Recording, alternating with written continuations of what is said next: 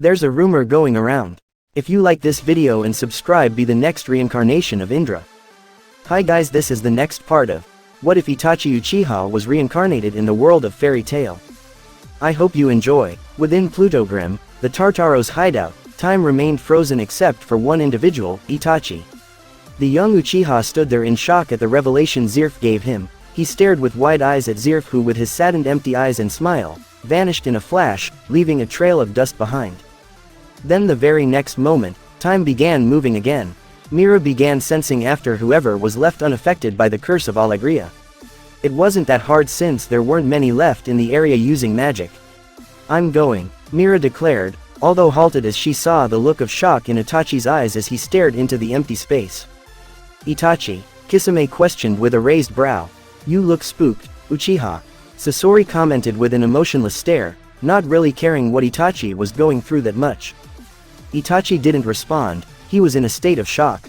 What he had learned of the origin of his powers, what he had learned he was still capable of, threw him off guard. Itachi, Mira called out, to which Itachi flinched a little. His shocked expression returned to an emotionless look, as he turned around to face Mira. Mira stared at him, her big blue eyes filled with worry. She didn't want to leave Itachi behind now, but she knew her comrade that escaped Alegria needed help to survive. I'm going now, Mira reminded him, to which he looked at her with an emotionless, unreadable stare. Fine, go, Itachi uttered. Mira gave a small nod and entered her Satan soul and took flight to save their friend. The three former Akatsuki members looked with questioning gazes as mere moments ago Itachi refused for her to go. Silence filled the room for a little while, until Kisame decided to break the silence. Itachi, you alright, man? Kisame asked, looking slightly concerned for his friend's safety and state of mind. Did he lose even more emotions to the point he didn't even care about Mira Jane? Kisame, take Sasori and follow her. Make sure she doesn't get hurt. Kakuzu, you show me the way to this marred gear. Itachi instructed, to which they all looked surprised. Kisame was a little relieved that Itachi hadn't lost more emotions, but something was still wrong with him. Why me? I can understand you sending your loyal pet shark here. But why me? Sasori asked, which earned him a dirty look from Kisame. I simply trust you won't do anything stupid. Itachi replied as he moved his black cloak of darkness, to spread out and become demonic black wings. Let's go, Kakuzu, Itachi ordered and took off.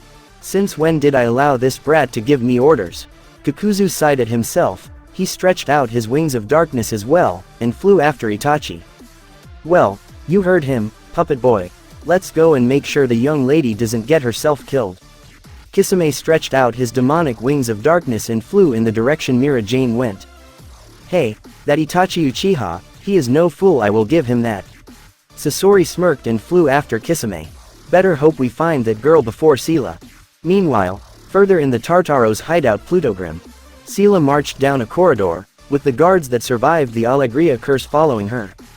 Search every inch of this castle. I want that fake demon wench found. And I want her alive. If any of the other 9 demon gates tries to kill her, fight them off and contact me. I will have the pleasure of strangling out the life from her body, if anyone, even Kyoka, get in my way. They shall feel my wrath. Sela declared as an aura of power exploded around her, making the guards tremble in their boots. Not only were the guards scared of her aura of power, but from the fact that they had never seen Sela like this before. The usual calm lady demon has turned into a wrathful woman filled with hate. They felt a little sorry for Mira Jane, knowing what was coming for her. No one, and I mean no one, is getting in my way of making Isama mine, Sela declared as she began her hunt. Then a booming sound of a roar echoed through the entire castle, the roar causing such shaking and rumbling that most of the guards went on their knees, covering their ears in pain. Sela, on the other hand, seemed unaffected. She merely looked around at their pathetic excuses of guards. Pathetic, can't even withstand a roar from Plutogrim. Meanwhile, Itachi and Kakuzu had stopped up from this sudden shaking, and the booming roar of the cube known as Plutogrim. What is this creature doing? Itachi questioned, looking to Kakuzu for answers. Let's just say, if we don't get it to shut up, your guild won't have a town anymore to protect. Kakuzu replied and looked towards a window. Itachi walked over to the window and saw the very down turning to rubble from the power of Plutogrim's roar. Will it stop if Marred Gear is defeated? Itachi asked, his expression not changing from seeing the town of Magnolia ripped to shreds from the shockwave of the roar. "No, you need to strike the beast itself," Kakuzu casually replied before moving on, to which Itachi shortly followed after. Meanwhile, Mira herself had to stop up seeing the destruction of their town. "Oh no, this can't be happening." Mira stared horrified. She had to force herself to move on, to save the town Tartaros needed to be defeated. As she approached the location of the last remaining magic source that shined strongly in this dead space of Tartaros, with almost everyone trapped within the Alegria curse. The source of the magic became clearer, to the point where Mira could without a doubt tell who it was. This magic power, Lucy. Mira widened her eyes and speed towards the location of her celestial mage friend. It wasn't long before the voice of Mard Gear was heard through the telepathic link he hijacked from Warren. "Members of Tartaros, Alegria has disposed of the intruders. The Face project is proceeding on schedule." "What? Didn't Wendy stop Face?" Mira thought in confusion, when she could hear the sound of water coming from the end of the corridor. "What's happening? It seems 2 humans have somehow escaped Alegria. The soldiers who kills the 2 of them, shall fill the vacant positions in the 9 demon gates. If one of the 9 demon gates kills them, they will be rewarded by Mard Gear. That is all." Mard Gear ended his little message. Meanwhile, with our second human who escaped the Alegria curse, Lucy surfed on a broken plank as the entire corridor had been flooded, while being chased by guards. Eager to finish her off, to get promoted into the ranks of Tartaros. Lucy however knocked them off their surfing planks, using her trusted archer spirit, Sagittarius. "I need to find a way to save Natsu and the others, or else I won't last long. I should also find the second member who survived that flesh Alegria thing," Lucy muttered to herself, trying to find a plan of strategy to survive and save her friends. She dearly hoped the one other member who escaped the curse was either Urza, Itachi, Mira or even the master himself. She then heard a sickening laughter, and turned around to see the spinning bunny-eared girl Lami. "Promotion, promotion, I'll joins the ranks of the 9 demon gates," she happily chanted as she span around on the top of the water towards Lucy. "I'll take care of this milady." Sagittarius shot arrows towards the demon girl, but they merely bounced off much to the horseman's confusion. "My arrows. Projectiles don't work against my slippery curse. See," Lami declared and then leapt up, spinning crashing into Sagittarius. "Sagittarius, I close your gate." Lucy closed the gate of her archer and held out a new golden key. "Open gate of the maiden, Virgo." She summoned forth her trusty maid, dressed in a black bikini while surfing on a broken plank board. "Leave her to me, princess," Virgo declared, and Lami glared at her with rage. "What the hell, a damn maid," Lami in anger hissed at Virgo. Virgo merely ignored the outburst of the bunny girl demon, and turned her focus to a more powerful presence approaching. "Princess, look out, something is coming." Virgo looked up to see something shining falling down towards her. A massive shark, lizardman-like being toned in a dark pinkish color on his scaly body. He had long muscular arms with long sharp fin-like blades coming from his elbows, those blades directed at her neck. One of the 9 demon gates, Torafuzar. Lucy quickly reacted and held out a new key. "Open, gate of the lion, Loke." She summoned forth the golden-haired pretty boy, blocking the strike of Torafuzar's fin blade with his arms covered in a golden magic energy. "You face my blade empty-handed?" Torafuzar questioned in surprise that someone even managed to block his blades without a weapon at hand. "I'm surprised that the power of Regulus can't fully protect me." Loke smirked as the top of his arm had a cut from Torafuzar's fin blade. "Are you okay, Loke?" Lucy questioned, worried knowing that if Loke gets too damaged he returns to the celestial world. "I'm fine," Loke smiled, assuring his beloved Lucy, while rotating his shoulder to shake of the pain. "Whoa, a hottie," Lami drooled over the lion spirit. "Torafuzar-sama, please let Lami do the meritorious deed." Lami pleaded to have the honor of killing Lucy. "I'm not interested in some pointless reward. I am merely here to do my job," Torafuzar declared and swung his other arm with the blade fin at Loke, who merely jumped further back onto the floating piece of wood. "Lucy, leave this one to me." Loke and Torafuzar traded blow for blow, neither landing a direct hit at the other. While Virgo began fighting off Lami, Virgo seeming to have the upper hand in skills of martial arts. Lucy held onto her plank while panting, from the magic exhaustion from summoning 2 powerful zodiac spirits at once. Her spirits were aware of this and gave it their all to finish their individual fights as quickly as possible. Lucy widened her eyes as she heard the cackling of a familiar voice. You are? Lucy looked up to see the demon jackal. Found you, but it seems to be more than two, and I sense another magic source approaching us. A powerful one at that, and he seems to be far away from here. Good. Jackal for a split second had a look of fear, at the memory of E in Hell's core a while ago.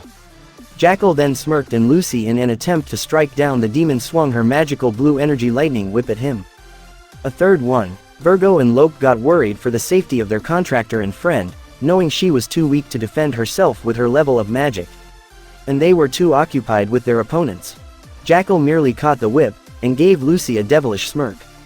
Surely you haven't forgotten my curse. Jackal sent a wave of explosions down the whip. It wasn't long before, the explosions then reached Lucy and destroyed her whip, sending her off the plank and into the water. Shame that fire breather and that damn blue cat isn't around. I was looking forward to get revenge on him. Jackal declared, as memories of Natsu beating him until he couldn't move, and Happy flying him up to the sky and dropping him before he self-destructed. Lucy, Loke shouted, about to jump in to save Lucy, but stopped seeing Lucy coming back up from the water and clinging onto a plank board. She held onto the plank for her dear life, trying to pick herself up onto the plank. Loke then quickly was forced to turn to his opponent, as he ducked from the blade, avoiding it by a hair. What happened to my friends? Lucy shouted at Jackal, demanding answers. The demon ignored her however and kept on blasting her with explosions, toying with her at this point. This annoyed Torafuzar. Don't play around. If you are going to kill her, just do it. The fireball and the blue cat are already dead. The only way I can temper this irritation is by tormenting her. Jackal kept blasting her, yet Lucy would not believe in his lies. She had no choice but to believe. No, she knew her friends were alive. Not dead yet. Jackal blasted her once more, sending her into the water to drown. Yet she got back up. I won't give in. I refuse. Not until everyone is saved. Lucy held out a new key. Princess, you mustn't. Virgo warned. You can't open 3 gates at once. Loke warned. Open gate of the water bearer. Aquarius. Lucy shouted before her magic power was running thin. She almost fell unconscious but was caught by someone. She smiled as she looked up at her blue-haired mermaid spirit. You really are an idiot. Aquarius coldly stated as she glared at the 3 enemies before them. You came. Lucy smiled. I will say it again, you are an idiot. Aquarius scolded, yet Lucy smiled and merely nodded. Stay back, little girl. Aquarius swung her urn, sending a wave of water blasting into the Tartaro's members. Jackal was swept away along with Lami. What the hell? Jackal shouted before he went underwater. Yet, one demon gate remained unaffected. Torafuzar merely swam through the current of water. He's swimming in my water. Aquarius questioned, and before she could react, Torafuzar cut her shoulder. Arg. Water is my element after all. Torafuzar declared. Lucy, Loke and Virgo went in for assist. We're coming. No, you're not. Jackal arrived out of the water between the 2 spirits and blasted them with a wave of explosions. We failed, Loke uttered as they began to fade. Sorry, Princess, Virgo uttered as they both vanished. The water dispersed around them as Torafuzar controlled it, leaving Lucy to land on dry land, unable to move. What? Summoning 3 at once was her trump card. Jackal smirked at the helpless form of Lucy.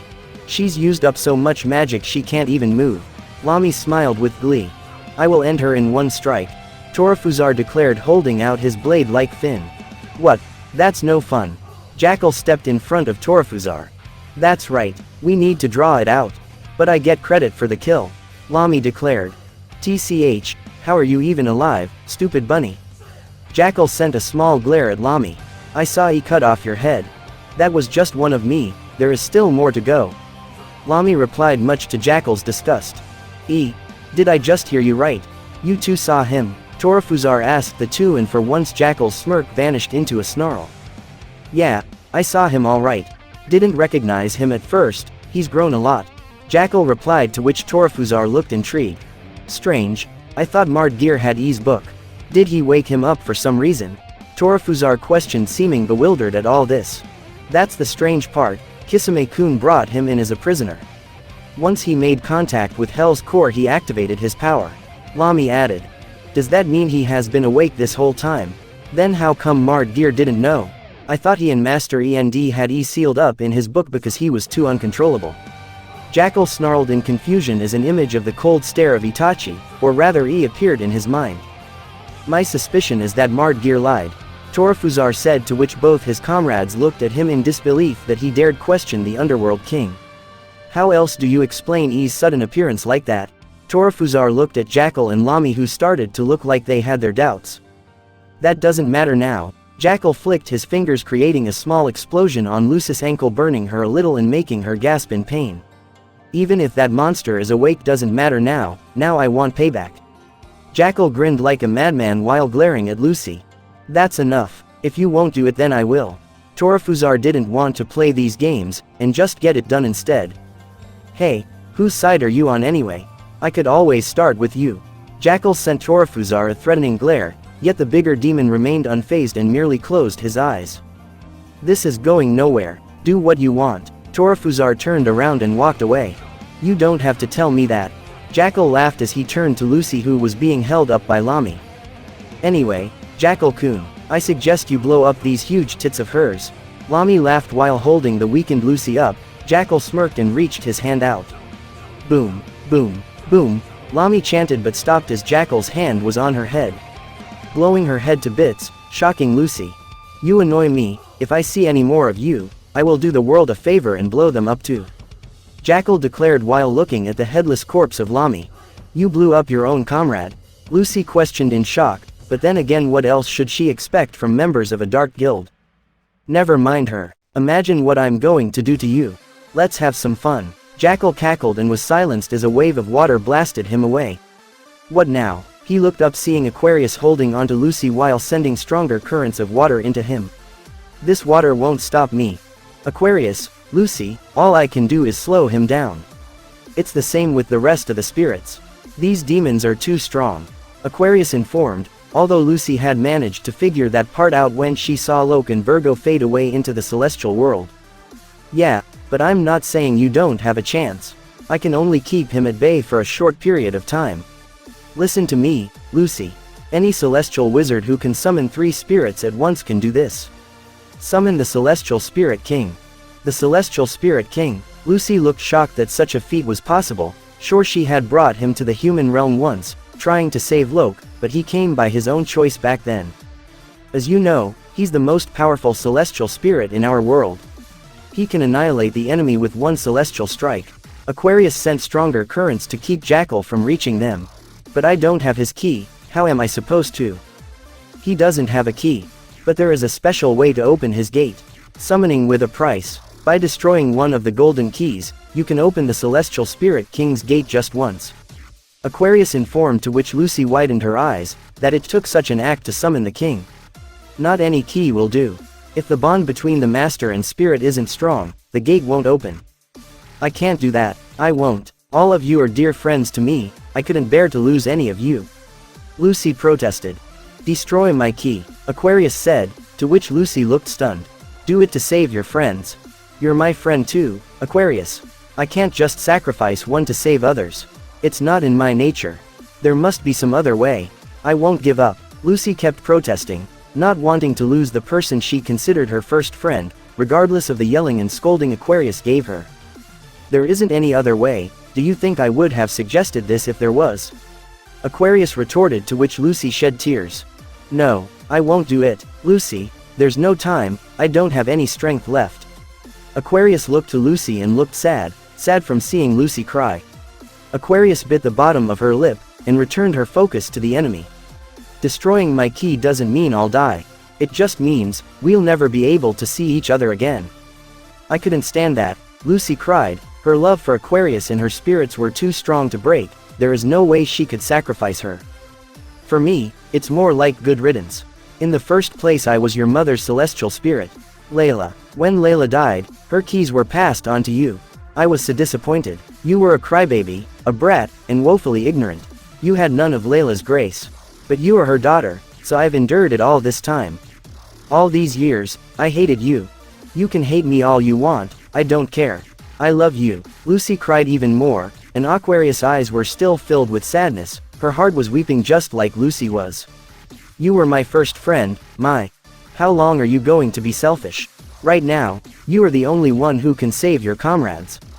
What's important? Memories, the keys, a feeling of guilt. Exclamation mark. No, it's the power to save your friends. That is what your friend Itachi did, isn't it? Exclamation mark. Killed his family, just to save his brother and home. You didn't look down on him for it. So, don't look down on yourself, if it means saving everyone. Do it. Destroy my key. You're the only one who can do it. That last bit seemed to have been like a slap to Lucy's face, like she finally understood the gravity of the situation. The memories she had from witnessing Itachi's past with everyone, feeling the exact feelings he felt when he had to make a choice. Save more lives, by taking a few.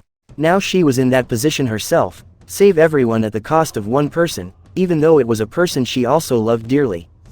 Enough rambling. You are almost within range. I will blow you both until nothing remains. Jackal declared as he got closer. I love you, Aquarius. Lucy uttered while holding out Aquarius' key. Do it, Lucy. Lucy screamed as she sent power through the key as she sheds her tears. Even though I hate her, Aquarius thought as old memories came to life. A mermaid, she heard the exciting chanting from a kid. Lucy. Open. Gate of the Celestial Spirit King. Aquarius' memories of her time with Lucy from childhood, up until this moment came flooding back to her at once. Seeing Lucy grow up from a lonely little girl, joining Fairy Tail, making friends. You're not alone anymore, little girl. Aquarius begins to quiver as she looks at Lucy crying her heart out. Knowing what was going to happen, unlike Lucy, Aquarius couldn't help herself, but utter a few final words as she embraced Lucy in a hug while her key began to shatter. Lucy widened her eyes at this sudden hug, and the feeling of warmth. Aquarius, she looked up with a look of confusion on her face. She had never seen Aquarius sad. There are so many things I wish I could have told you, but I will say this at the end. I might have been harsh with you, aggressive, angry, but I only wanted to toughen you up, and not get too attached to you like I did with Layla, so that I wouldn't have had to feel the same pain I did when I lost her again. But the truth is, no matter how hard I tried, I couldn't stop caring about you. Aquarius was trembling while hugging Lucy, her hot tears dripping onto Lucy's face as she looked up at Aquarius, tears swelling in her own eyes as well. I will always love you. Aquarius sheds a final tear as she looks at Lucy for the last time with an honest smile on her face, and vanishes into thin air. Lucy is left taken aback as the water vanished, and Aquarius' key shattered. Before she could scream and cry, a beam of light crashed through Plutogrim, sending the flying fortress tumbling down. And further in the castle, Itachi and Kakuzu almost tumbled over at this shaking. What happened? Itachi questioned as the cube crashed to the ground. Something big just struck down Plutogrim. Kakuzu looked stunned at this sudden impact. And even further in, Kisame and Sasori avoided rubbles coming crashing around them, blocking their path to Mira Jane. The hell was that? Kisame raised his brow. I sense a tremendous amount of magic power outside, Sasori uttered. And even further in, closer to Lucy, Mira avoided some falling rubble around her, working her way closer to Lucy. What just happened? I sensed a lot of magic coming from Lucy's direction mere moments ago. I need to hurry. Mira flew down the end of the corridor leading to Lucy. She got through the corridor, and saw one image, the glowing light left from Aquarius that vanished, and Lucy crying while holding onto a broken golden key. Lucy uttered, obviously having been too late to help Lucy. What did you do, woman? Jackal glared at Lucy, who had begun crying her heart out, tears streaming down her cheeks. She looked up, seeing the Celestial Spirit King through a hole in the ceiling. He was glaring at someone. As further on the top of some rubble stood a man with long dark hair tied into an upward ponytail. Smiling with a sinister stare at the Celestial Spirit King, with 2 books in his hands, here stood Mardgeir, the Underworld King. The Celestial Spirit King, huh? Mardgeir looked unfazed as he stared up at the giant armored King of Spirits. Mardgeir, the Celestial Spirit King, merely glared down on the demon. I asked you what happened. Don't just cry, say something for cripe's sakes. Jackal shouted at Lucy before he felt a jabbing pain in his cheek. He looked from the corner of his eye, and saw the she-devil herself, Mira Jane. Jackal was knocked off from the rubble he was standing on, and into the ruins of Plutogrim. It's been a long time, to think a human would be capable of summoning you. I admit, that was a miscalculation on my part. I see you are holding onto those 2 books like always. The Celestial Spirit King looked at the two old-looking books in Mardgear's hand. These are the souls of Master End and the Demon of Extinction, they are the very essence of Tartaros. Mardgear held the books closer to himself. What are you planning? Like you can't tell, we're going to resurrect End and then return to Zirf. Now that extinction has awoken, that plan is within my grasps. Mardgear smirked with glee, sensing the presence of and felt him getting closer. Is he coming for the book? Mardgear looked at the old tattered book with the mere letter, decorated on the very cover of it. So you're just as twisted as you were back then, obsessed with a silly ambition, and trying to drag the world into the chaos, with some foolish plan. Silly, I wouldn't call it that. I would prefer you call it earnest. Returning to serve Zirf has been the wish of Tartaros since the beginning. The Celestial Spirit King cast a single glance at the sobbing Lucy, being comforted by Mira, while holding onto the broken key of Aquarius. For that reason, you hurt my old friend. That's right, Mardgear merely smiled, not feeling that threatened from the power released from the Celestial King. For the sake of that, my old friend is crying. The sun started to set, and the Celestial Spirit King's aura started making the ruins of Plutogrim shake. Let's settle our long-standing differences here, Celestial Spirit King. I was hoping you would say that. Because of my old friend's resolve and our contract, I'm going to destroy her enemy. I will make you pay. The Celestial Spirit King unleashed his holy celestial aura, gathering into his blade to strike Mardgear. Yet Mardgear matched his power with rosy thorns, and the battle between the King of Spirits and the Underworld King began. Mira looked in awe, as she gently held onto the weeping Lucy. Lucy, I'm sorry I didn't make it in time. Mira eyed the broken golden key in Lucy's hands, and recognized the symbol of Aquarius. A piece of rubble before them blew up, and out came Jackal. Blood dripping from the corner of his lip as he glared at Mira Jane. If you are here, then where the hell is Jackal questioned. Lucy stopped weeping, and looked at Mira, seeing her distressed expression. Seems something happened to Mira as well during all this.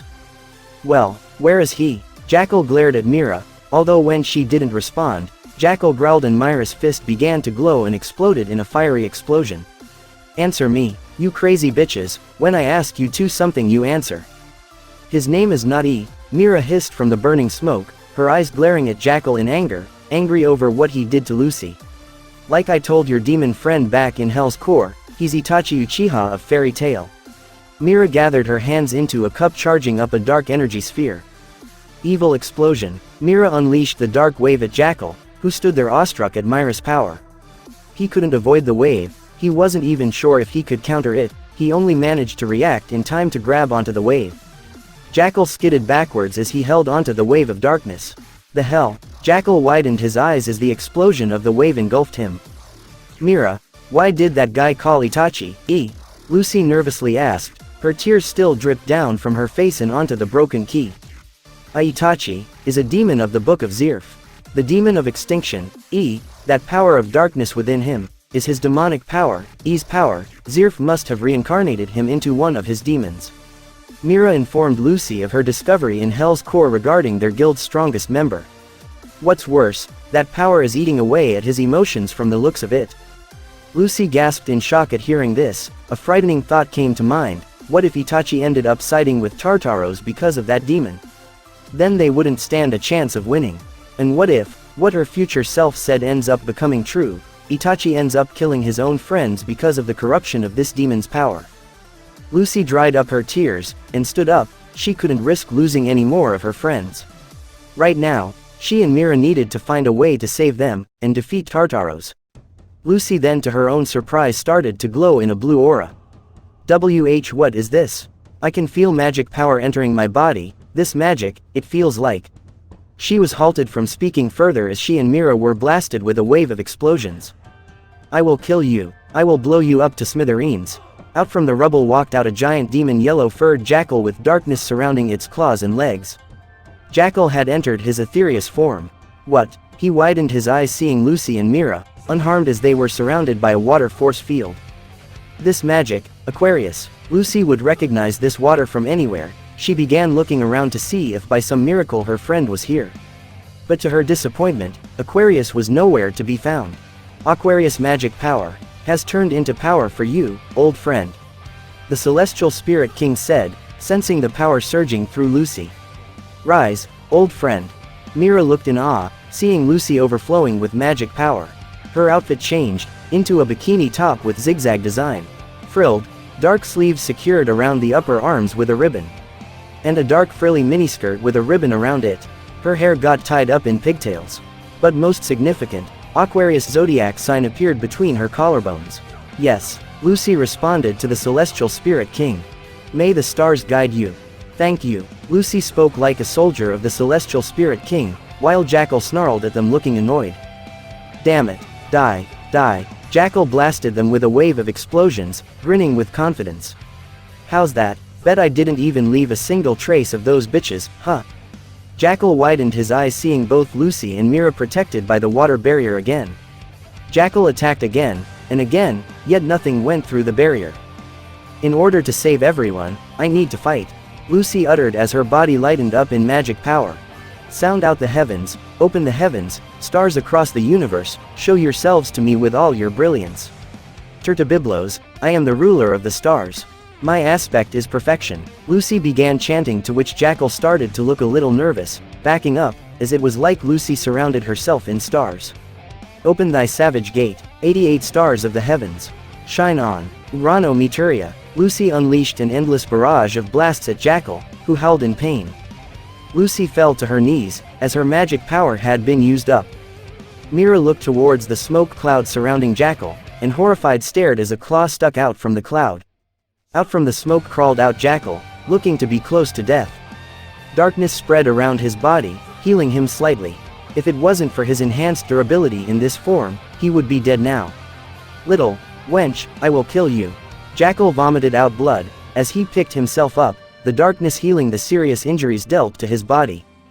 Meanwhile, Mardgear avoided yet another strike from the celestial spirit king. "What's wrong? Your moves are beginning to become sluggish," Mardgear mocked. "You used up all your power, old friend." The celestial spirit king looked to the exhausted Lucy. Celestial spirits are affected by the condition of their summoner. If the summoner exhausts her power, the celestial spirit will lose power, too. That celestial spirit king is your weakness. This is the end for you.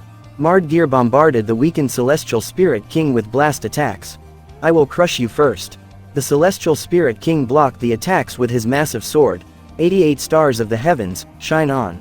Dream of starlight, the celestial spirit king chanted as he gathered energy into his blade. The energy reached far into the heavens, clearing the clouds. Galaxian blade, down from the sky, rained down a blast attack upon the ruins of Plutogrim. "Do you plan to murder your nearby summoner, as well?" Mardgear mocked, but the celestial spirit king gave him a grin.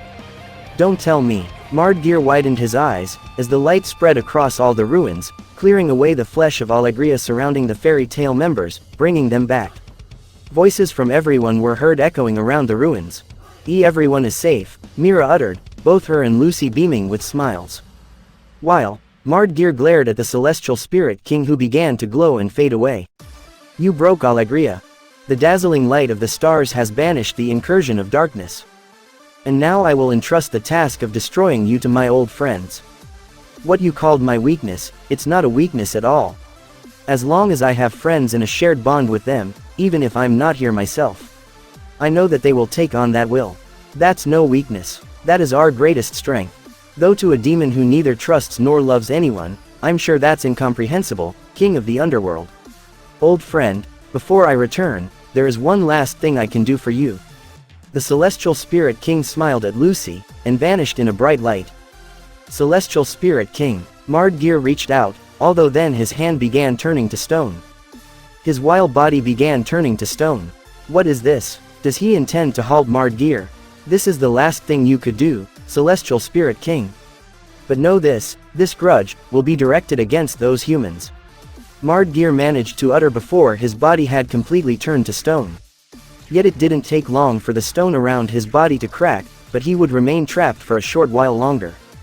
Mardgear, Jackal uttered, sensing that Mardgear's power faded, and then he glared at the two young female wizards before him. I will make sure you will both die, and it will be slow and painful." Jackal raised his massive claw, his jaw spread into a smirk showing his fangs. Regulus impact. Jackal was stricken by a wave of light, as a golden figure appeared before Lucy and Mira. Loke, the lion spirit, glared at Jackal with pure rage. He punched his fist in air, sending a second wave of light into Jackal's jaw, sending him falling onto his back. Loke, but Lucy is out of magic power, Mira uttered, looking surprised at seeing Loke. I came through using my own magic. She won't be affected by it. Loke threw a barrage set of punches, sending multiple light waves blasting into Jackal. To avenge Aquarius, as the leader of the Zodiacs, I will take you down. Lucy opened her eyes, hearing Aquarius' name. Aquarius, Loke, is Aquarius alright? Is she back in the celestial world? Lucy frantically asked. Loke merely looked away while trembling. I see, so she didn't tell you, Loke uttered, realizing what had happened. What do you mean? Aquarius said she would just get a new key, and, Lucy looked horrified, seeming to understand what Loke was getting at, but refused to accept it. Lucy, I'm sorry, but, when a celestial spirit's key is broken, they die and become one with the stars. Loke revealed, and Lucy's eyes widened like saucers. She grabbed a hold of Aquarius' broken key. Tears streaming down her cheeks.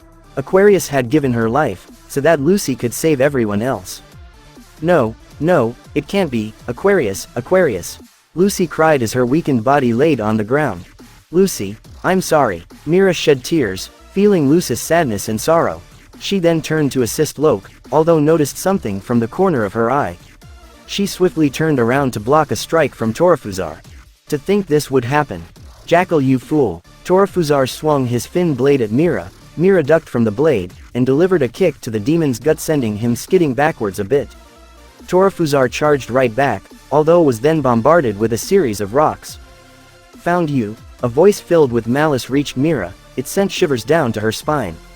Mira turned around and saw Sela standing on top of some ruins while smiling down upon Mira, with an aura filled with killer intent. Sela, what is the meaning of this? Torafuzar growled. Stay out of this, she is my prey. If you get in my way, I will kill you myself. Sela cruelly declared, sending shivers down Torafuzar's spine and making him back up in fear over seeing the angered look in Sela's eyes. Sela gracefully landed before Mira, a crazed grin spread across her face. Time to finish what we started. Torafuzar didn't want to argue, and decided to go in for the kill on Lucy. Although was met with an elbow strike of iron. Gajil arrived, grinning as he saw Torafuzar's stunned facial expression. Gajil, Lucy uttered, barely seeing the Iron Dragon Slayer through her tears. How? These two are supposed to be the only ones left. Torafuzar looked confused, yet Gajil stood there glaring at him. It seems Alegria has been broken. What an unexpected turn of events. Out from the shadows over Gajil, came a skeleton dressed in a black cloak. Still, the fairies are fated to be annihilated. The skeleton, keys one of the 9 demon gates, raised his staff that let out a glow. Although a wave of water countered his assault. Water nebula Juvia sent the skeleton stepping back next to Torafuzar. Juvia won't forgive those that lay a finger on her friends. The air froze, as a man dressed in armor with the words, Absolute Zero, on the chest plate appeared. He had short black spiky hair, with thin sideburns reaching down to the stubble. He had black eyes, and crossed silver earrings. He had a sharp face, marked facial features and slight wrinkles under his eyes. He also had a long scar extending from his hairline to his lower left ear. Freeze. The armored man, known as Silver, froze Juvia's water in an instant, although the ice shattered before reaching Juvia. Gray jumped down from a broken bridge over them. I won't let you. Gray glared at Silver. He cancelled out Silver's ice, keys uttered in surprise. Silver looked amused at Gray, who looked stunned, getting a feeling he had seen him somewhere before. Although a new figure leapt in between them, the same demon that attacked Laxus and his group, only this time he looked like a tall dark-skinned man. Flames erupted around the fairy tale group, although it then moved away from them and into a single spot. My flames are being sucked up, Tempester questioned, seeing the pink-haired Natsu sucking in the flames. I don't know what all went on, but you saved my ass, Lucy. And it seems, it wasn't easy. Natsu eyed the broken golden key Lucy held in her hands while crying, recognizing the symbol as Aquarius. That decides it, I'm gonna beat all you demons into a pulp. Natsu's body ignited in a brilliant blaze of fire. We'll take care of the rest. Juvia assured the crying Lucy. You just rest, Gray said as they all gathered in a circle around Lucy. Natsu, Gray, Gajil, Juvia, Mira and Loke. And surrounding them were, Tempester, Silver, Torafuzar, Keys, Sela and Jackal. I'm fired up now. Natsu snarled at the demons, for the pain they caused Lucy, he was going to make sure they would pay the price. So many demon gates in one place, who wants who? Gajeel glared at the surrounding demons, trying to pick out a target. Faces gone, and their flying fortress crashed. You guys are fresh out of tricks. Natsu declared, yet Silver merely smirked at all this. You are, Gray uttered, eyeing Silver feeling that he had met him somewhere before. He's the guy who froze the giant's village. Natsu declared. Hey, that guy smells a lot like you. Gajeel pointed out, his enhanced Dragon Slayer senses couldn't help but notice the similar scent between Gray and this Silver. The same parfum as Gray-sama? Juvia questioned. Silver then in a surprise move, flew at Gray and snatched him out from the circle. I will be taking this one. Silver smirked. What? Gray questioned as Silver and he vanished in a flash. They're gone. Gajeel sweated a little at that speed. Gray-sama. Juvia looked in concern as her darling had vanished from her once again. Very curious, Keys snickered, intrigued at this development. Turning your backs on us, you must be quite confident in yourselves. Tempester eyed the fairy tale group, all to taken aback at Silver snatching Gray away to focus on them. Twirl. Suddenly they were surrounded by a massive whirlwind blowing them all around. Tempester then heard a stomping sound, like a nail struck through the ground and approached him. He widened his eyes seeing Gajeel, his entire body covered in iron. Like a little breeze would work on iron. Iron Dragon Club. Gajeel's hand turned into a club of iron and expanded, although Torafuzar jumped in and blocked the strike.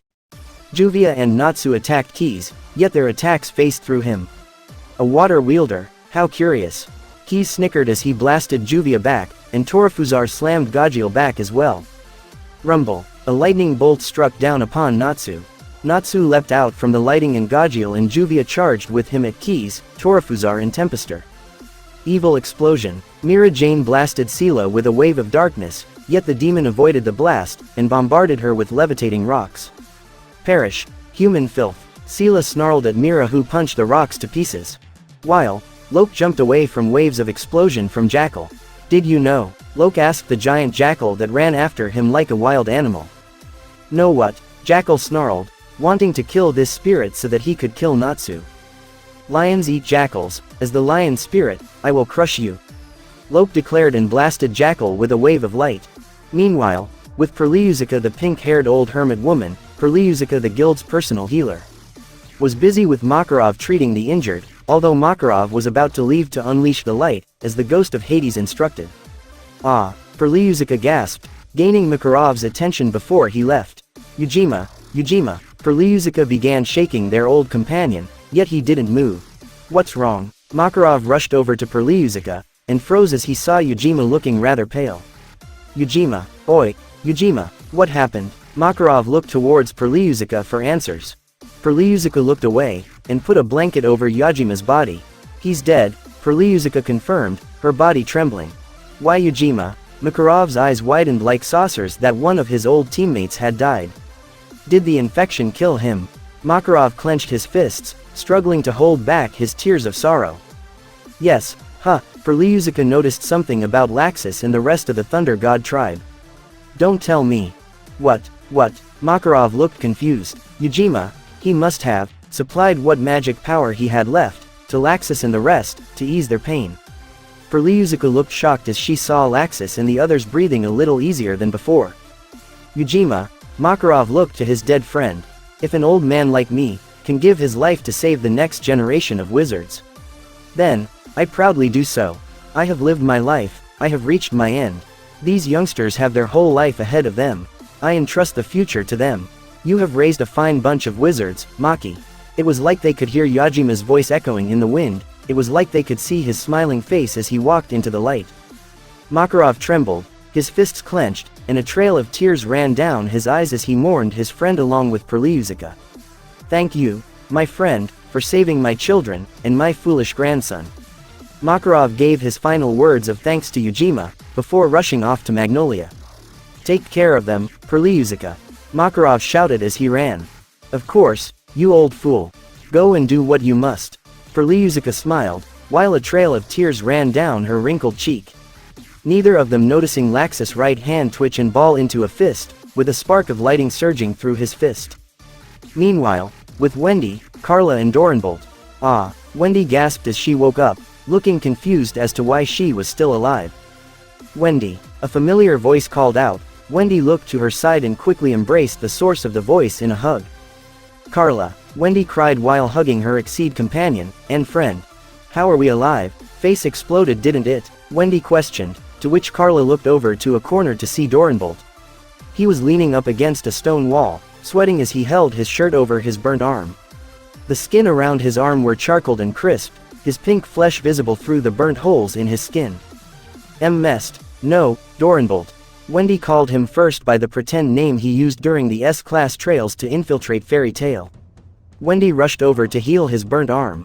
I managed to get to you just in time, as you can see, it was a close call. Dorenbolt let out a weak chuckle, biting the bottom of his lip to not scream in pain. At least we stopped Face, Carla uttered. That's just it, Dorenbolt said, to which they both raised their brows in confusion. He looked up beyond the hill, to which Carla flew up, and gasped at what she saw. What is it? Wendy shouted up. Faces, hundreds of faces. Carla said as she flew back down. Wendy widened her eyes and had Carla take her up to see for herself. She then widened her eyes, seeing multiple towers of faces stuck up from the ground. No way, but we worked so hard just to destroy one. Wendy uttered as she was brought back down to continue the healing on Dorenbolt. I count at least 2,000 faces across the entire country. Dorenbolt informed. It's all over, Carla uttered, as all hope seemed to be lost. Don't say that, Carla. I refuse to give up. I won't cry anymore. Not when everyone is fighting. Wendy gathered waves of wind into her hand, and cut her own long blue hair into a bob cut. Everyone is fighting, so, I will fight as well, no more crying and whining. Carla looked at Wendy with a smile, seeing the determined look on Wendy's face restored a glimmer of hope in them. Dorenbolt used his own shirt as a supporter for his burnt arm, that had been healed a little by Wendy. Such brave young souls. Dorenbolt smiled at the duo who got ready to continue the fight. Meanwhile, with Itachi and Kakuzu, Itachi halted, his eyes detecting multiple magic signatures. He could see that everyone had been set free from Alegria. Seems whatever caused all that shaking, undid marred Gear's Alegria curse. Kakuzu having also felt the increase of magical power in the area noted. So it would seem. Itachi looked emotionless as he blankly stared into the horizon. Itachi spread his wings of darkness and flew into the sky. He widened his eyes slightly at seeing hundreds of face pillars sticking up from the ground. Are those faces? Kakuzu flew up next to Itachi and eyed the horizon. I see, so it was more than one. Does this marred gear have a way of activating them all remotely? Itachi asked. No, only the former chairman has that ability. But he is dead from what I heard. Kakuzu replied. Then this isn't a problem. Itachi looked towards to Kakuzu. It might, depending if you have killed Keys. He is a necromancer, one of the 9 demon gates. Then there is Sela, with her curse she could control the former chairman's body as well. So, they still have a way to activate all of them. Kakuzu replied, and Itachi's next move became clear. Where is the former chairman's body located? Itachi asked. The control room, I will show you the way. Let's get going. Kakuzu flew back down and Itachi followed. They began on their path to the control room to put a stop to Tartaro's plans. They had less than 1 hour. As they made their way through the ruins, they heard a high-pitched scream of agony. The hell was that? Kakuzu raised his brow at that, not recognizing the voice, yet Itachi did. Happy. Itachi also raised his brow at hearing the blue exceed cat's scream. Further down that corridor, Urza supported the demon-altered Minerva. Minerva now had a pair of horns sticking out from her head, and an eye patch of darkness over her right eye. In her hand she held a mushroom, one of the 9 demon gates defeated by Natsu, Franmoth. Accompanying them, were Happy, Panther Lily, Lecter and Frosh. He should be able to guide us to the control room. Minerva tightened her grip around Franmoth, making him quiver in pain. Arg, fine, I will. How much pain must I endure? How much? Still, I wonder if Sting and Robe are alright, Urza uttered. Sting and Robe can deal with that marred gear creep, Lecter declared, revealing that marred gear indeed had managed to escape from his stone prison. Fro thinks so too. Urza smiled at their spirits and faith in their comrades. Her smile faded as a sensation of darkness washed over them. Urza looked ahead and saw Kakuzu, one of the former members of the Akatsuki. She grinned at her teeth and readied her sword. Titania, I believe. Kakuzu narrowed his gaze at Urza and Minerva, while Happy trembled in fear, remembering this multi-heart zombie really well from Tenro. He is that guy with 5 hearts, Happy uttered. 5 hearts? Lecter questioned. He kills other people and steals their hearts to live longer. Natsu fought him on Tenro Island 7 years ago. Happy revealed, which earned him a look from the masked bounty hunter. Oh, tell me, Blue Cat, how is the salamander doing? Kakuzu hadn't forgotten that Natsu destroyed one of his hearts back then. Although, he knew as things were now he probably wouldn't get revenge. So, he is a demon of the books of Zirf? Panther Lily questioned, seeing as Kakuzu was with Tartaros. Indeed, I am known as Ike, Aetherius Kakuzu, one of the demons of the books of Zirf. Although, I no longer work for Tartaros. Kakuzu revealed, to which they all looked in confusion. Then who do you work for? Urza questioned, still ready to fight if needed. I don't work for anyone at the moment, although I have picked a side.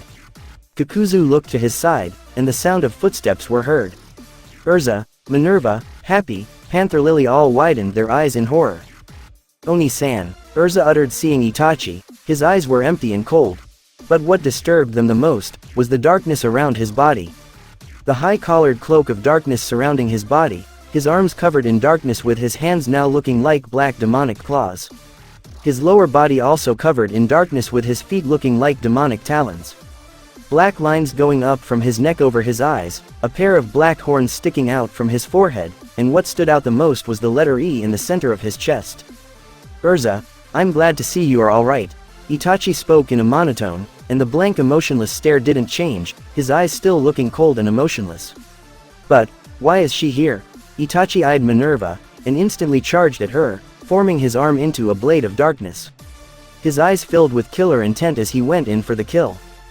His strike, however, was blocked by Urza's Ethernano enhanced sword. Stop, she isn't our enemy anymore. Urza tries to plead to Itachi, knowing he was in the same situation as he was against the 7 dragons, or perhaps even worse. Despite Urza's words, the only thing going through Itachi's head was the pain Minerva caused them during the Grand Magic Games. Get out of my way. Itachi pushed Urza aside with such force that she was slammed into the wall. She grunted as she felt something snap. Itachi reverts the blade back into a claw, and raises it high, ready to strike the petrified Minerva, who seemed to have accepted her fate. Although his hand was surprisingly halted by Kakuzu. Cool it, take a look at what you just did. Kakuzu pointed towards Urza. Itachi widened his eyes a little as it seemed Urza had dislocated her shoulder from that push earlier. Itachi quickly rushes up to Urza, and gently picks her up. I'm sorry. Itachi apologized as he put her shoulder back in place, causing her to yelp a little in pain. Tell me then, what happened? Urza went on to explain the whole story, on how Minerva had changed her ways after their fight. How her father harshly raised her to follow his belief on how the weak die and the strong survive.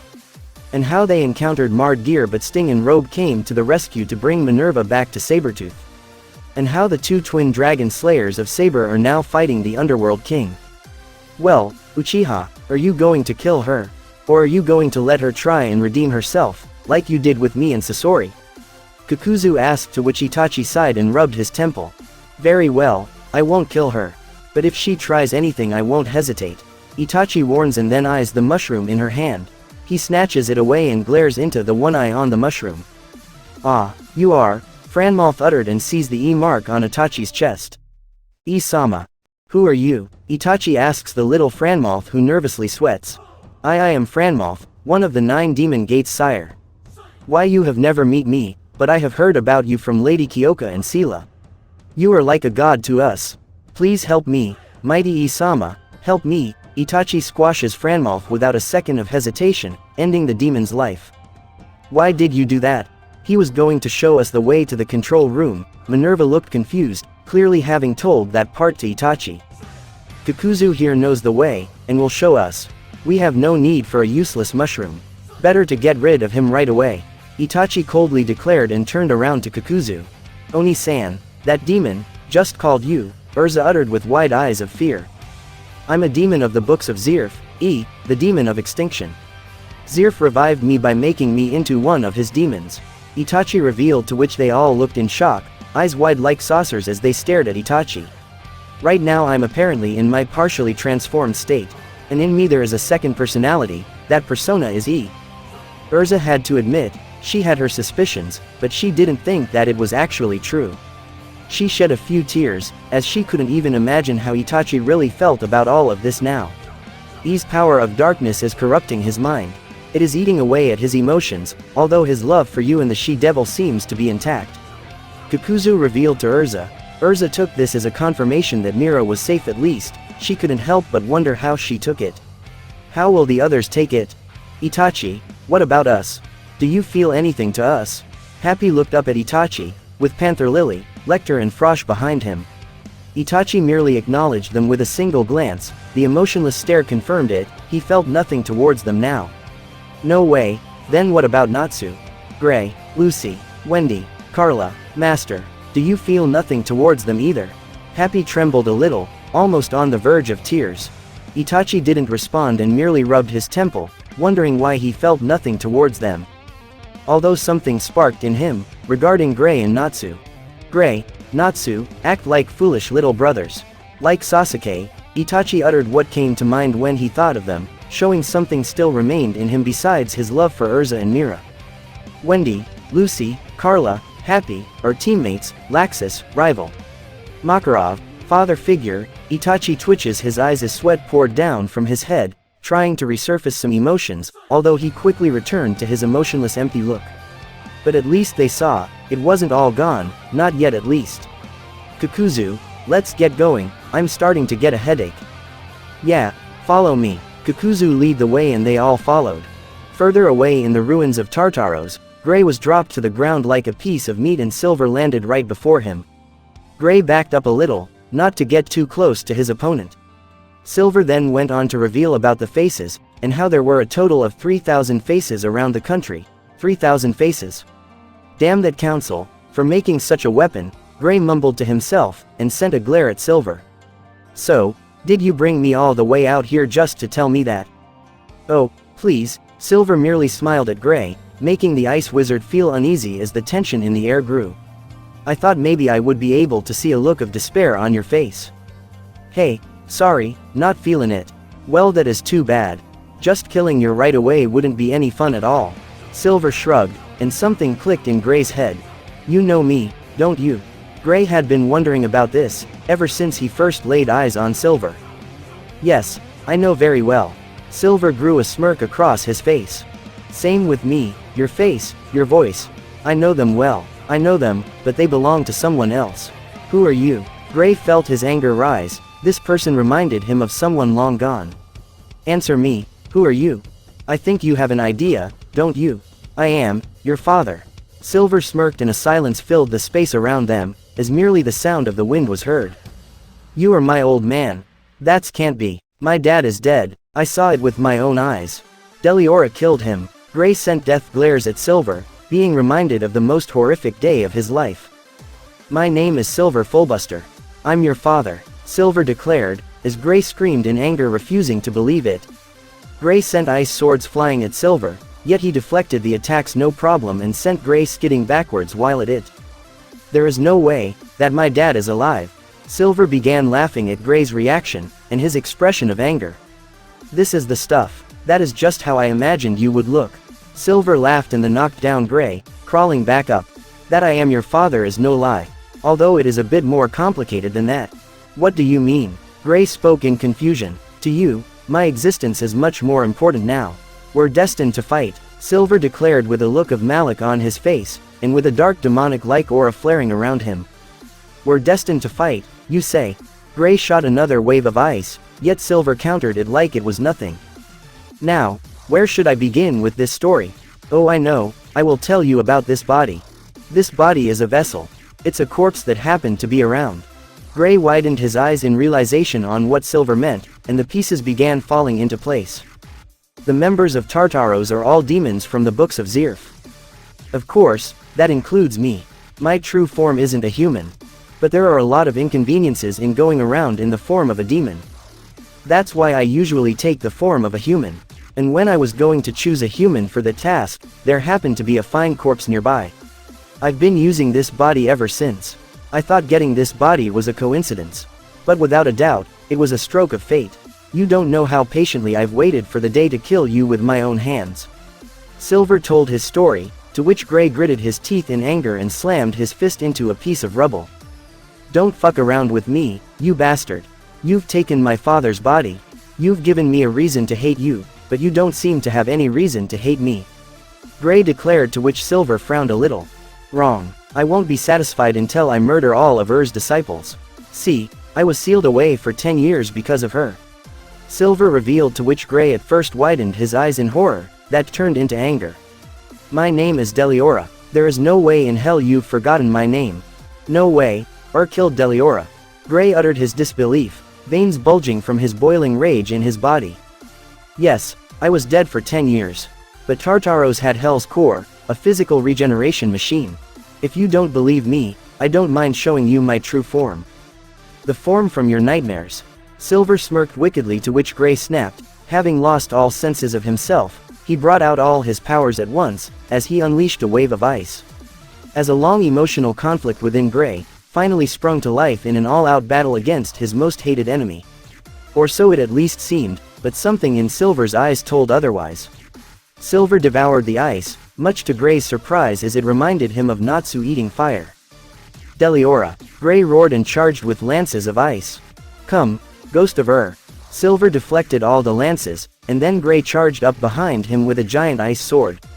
Ice maker magic, huh? Not bad, however, not good enough. Silver sank his teeth into the ice and devoured it. Seriously, that ice had no flavor. That is, Slayer magic. Gray raised his brow. Since Er's disciples only uses ice magic, I learned Ice Devil Slayer magic that made me resistant to ice.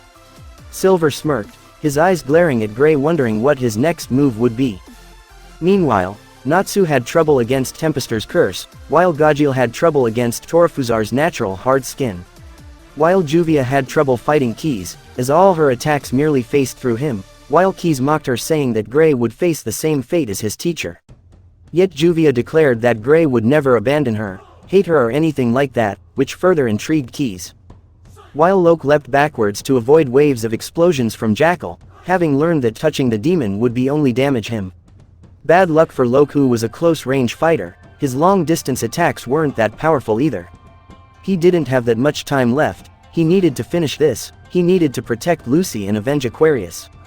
Locke punched 2 golden waves of energy into Jackal, sending him stepping back a little from the impact. Jackal smirked and roared as he stretched his arms up. Die. Spiral explosion. A whirlwind of explosions surrounded Locke, bombarding him with explosions. His body was getting too injured. He wouldn't be able to handle all this abuse for long. Mira, I need your help. Once you see an opening, finish this guy off. Locke shouted at the she-devil, who avoided flying rocks coming towards her from Sela. Got it. Try and make that opening when she is distracted. Mira and Locke needed to make an opening. Mira needed to blind Sela for a bit for Locke to create the opening, then they would have a split second to finish off Jackal. We won't let you. Jackal sent a wave of explosions to Locke. Locke leapt sideways, barely avoiding the explosions by a hair as his left arm was hit. Distract me. Hey, my sight is drained on you. I will kill you. Sela sent more rocks flying towards Mira like gunfire. Mira held her hands in an X formation as she flew straight through the rocks. Sela stared in shock as Mira powered through the rocks straight towards her. Mira flew kneeling down before Sela. Just as the demon lady looked down, she was met with a kick to the chin by Mira. Mira Jane flew after her and continued the assault, kicking Sela further up in the air. Mira's feet were surrounded in a dark demonic aura, as the force of her kicks increased in power. She kept the kicking going until they were both high up in the sky over the ruins of Plutogrim. Mira then leapt over Sela, her right foot raised with a dark demonic aura around it. Demon's Barrage. Mira swung her foot down into Sela's gut, making her vomit out blood as she pummeled back down like a meteorite. Now, Mira shouted, bringing her hands into a cup, charging up a dark energy blast. Right. Locke charged up his Regulus golden aura around his fists and charged straight up to Jackal's face. Regulus Gatling impact. Locke bombarded Jackal with an endless barrage of punches, his arms moving so fast all that was seen was waves of brilliant light being swung around. Jackal didn't have time to react, as he was bombarded by Loki's brilliant glowing fists. Loke finally gathered every remaining bit of strength into an uppercut punch, hitting Jackal right in the jaw, sending him flying into the sky where Mira Jane was waiting. Sela picked herself up from a crater, vomiting out a puddle of blood. Damn human, Sela gasped, trying to catch her breath. She then looked up and saw dark lights of energy and Jackal flying towards it. Jackal growled, looking down at Loke. Die, I'll blow you to smithereens. Jackal shouted as his curse affected Loke, his hands beginning to glow. Mira coldly glared at Jackal, who finally noticed the lights of dark energy he was flying towards. He widened his eyes as he looked in fear at Mira Jane, glaring at him with that murderous stare. And no. Soul Extinctor. Mira swung her hands forward as Jackal was mere inches away from her, unleashing a massive wave of dark energy engulfing Jackal's body. Jackal roared in pain as his body was being incinerated by the blast. Jackal's body along with the wave plummeted towards the ground, where a smirking Sela stood. Release thy, my limiter. Sela entered her ethereous form, her glowing yellow eyes staring at Jackal. Thanks for the assist, Jackal, and goodbye. Sela swung her right hand up, and an eyeball appeared in the midst of her palm, sending out a demonic energy wave. Sela took advantage of the opportunity to finish Mira Jane off by overpowering her, at the cost of Jackal's life, that is. Why you bitch? Jackal shouted as Sela's wave blasted him in the back, fully incinerating him and ending his life, leaving Mira and Sela's wave in a power struggle. Mira widened her eyes as her wave was pushed back. She could enter her Satan Soul Sentry form to add more power into her own blast. But if she did that, the blast would hit Sela on the ground, injuring Mira's friends there in the process.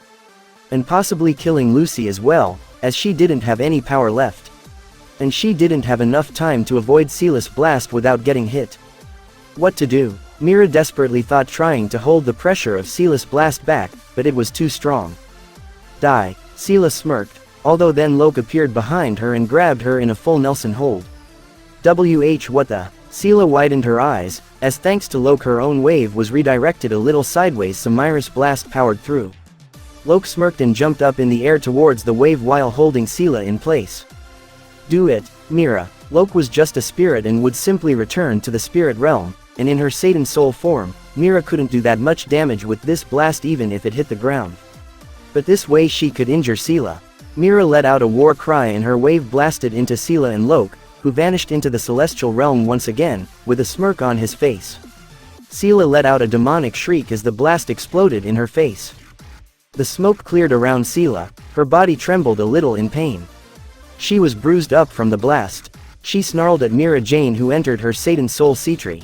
Now then, to even the playing field a little, Mira and Sela charged at each other, like roaring demons. Back with Gray and Silver, no matter what Gray threw at him, he would just devour it or deflect it. Gray finally had the idea of using non-magical items, creating ice cannons to blast Silver with rocks from the rubble. Yet Silver merely froze the entire space around them to end Gray's assault. Then Gray utilized what he learned in the Sun Village to turn Silver's own ice against him. Knowing from experience with Natsu that a Slayer can't eat their own attacks.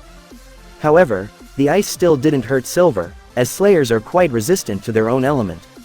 Silver then tossed Gray around like a ragdoll, while taunting him. Remember this, the taste of despair. A human cannot win against a demon. Even so, Gray slammed his fist to the ground, and Silver widened his eyes a bit and his expression softened. I have to beat you. Ice doesn't work on me. I'm physically stronger than you. And I'm not enough of a sap to be won over by sentimental argument. Silver smiled. There's still one more thing I can do. Gray spread his legs, and crossed his arms into a stance, generating a blizzard of cold energy around him. Silver widened his eyes, looking a little afraid. Iced Shell. Don't bluff. That magic freezes the opponent for eternity at the cost of the wizard's own life. It's magic that uses your own life force. Silver seemed to try and argue, and get Gray to stop, which confused the young ice wizard, but he kept himself cool and kept charging up the attack. Besides, ice magic doesn't work on me. Is that right? Think back, this ice made you into a sculpture for 10 whole years. Gray argued. That was before I learned Ice Devil Slayer magic. Silver retorted, looking rather nervous. Then, why do you look like you are shaking in your boots? Gray declared, to which Silver in shock backed up a bit.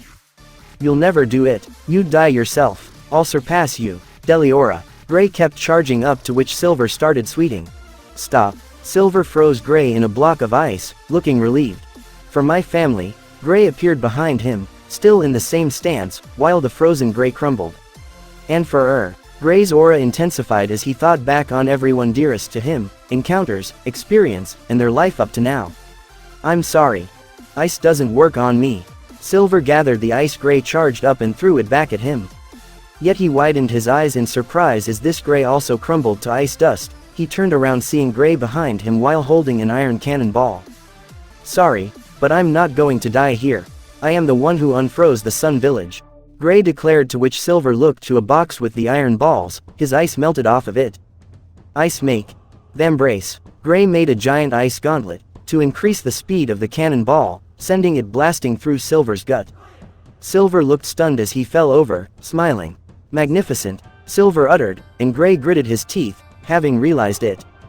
Damn it, you didn't think I would realize it.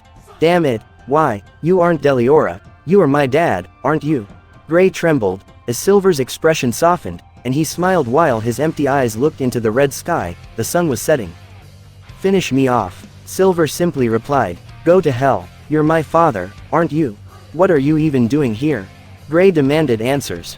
I was waiting for you to come and kill me. It's true, I am your father. Or was, but I'm not human anymore. I'm not a demon either. I'm a dead man walking. I have been dead for 17 years. Silver said, to which Gray had a flashback of crying over his father's corpse as a little boy when Deliora attacked. Necromancer has the power to control the dead. He found my body and used me in one of his experiments.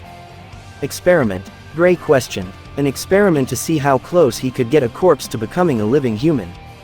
I was just one out of 100 bodies, but I've lived for so long. Or perhaps I should say moved. They stole everything. They took my family from me. To get revenge against the demons.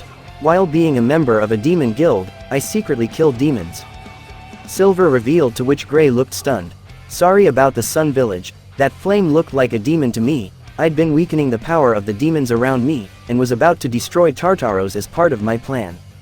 But then, I found out you were alive. Silver thought back, witnessing Gray's victory over Rufus of Saber in the Grand Magic Games. I realized it then. My hands were too dirty. I had no right to fight for you or Mika. Silver shed tears at the thought of his dead wife. So, you wanted to die, Gray uttered, saddened by having to say goodbye to his father this quickly after having been reunited. I'm already dead. I wanted to end it, and entrust everything to you. Silver revealed, and Gray in his sadness was overcome with anger. How dare you? I won't do anything for you.